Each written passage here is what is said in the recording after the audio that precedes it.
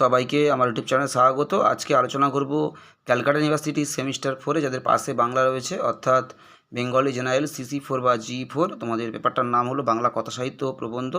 এই পেপার থেকে তোমাদের মডিউল 3-তে যে প্রবন্ধ রয়েছে,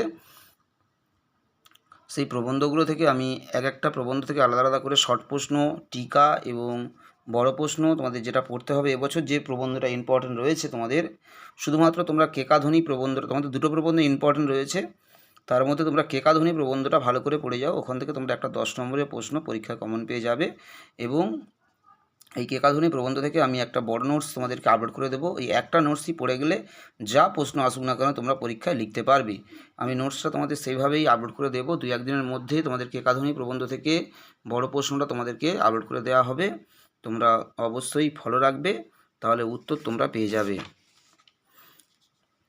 যারা কন্টিনিউ আমার চ্যানেল ফলো করছো, তোমরা অবশ্যই উত্তরগুলো ভালো করে শর্ট প্রশ্নের উত্তর লিখে নাও।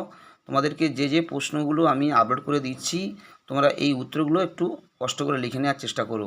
এবং যে প্রশ্নগুলো তোমাদেরকে আমি আপলোড করে দিচ্ছি না, তোমরা যদি না পেয়ে থাকো জোগাড় করতে, আমাকে অবশ্যই মেসেজ করলে আমি তার উত্তর দেব। অনেকেই তোমরা মেসেজ করেছো, আমি বেশ কিছুজনকে উত্তর দিয়েছি, তবে সবাইকে উত্তর দেওয়া সম্ভব হয়ে ওঠেনি। আমি চেষ্টা করব যারা অনেকে মেসেজ করেছো তোমরা তোমাদের উত্তরগুলো করে দেওয়ার আমি চেষ্টা করব।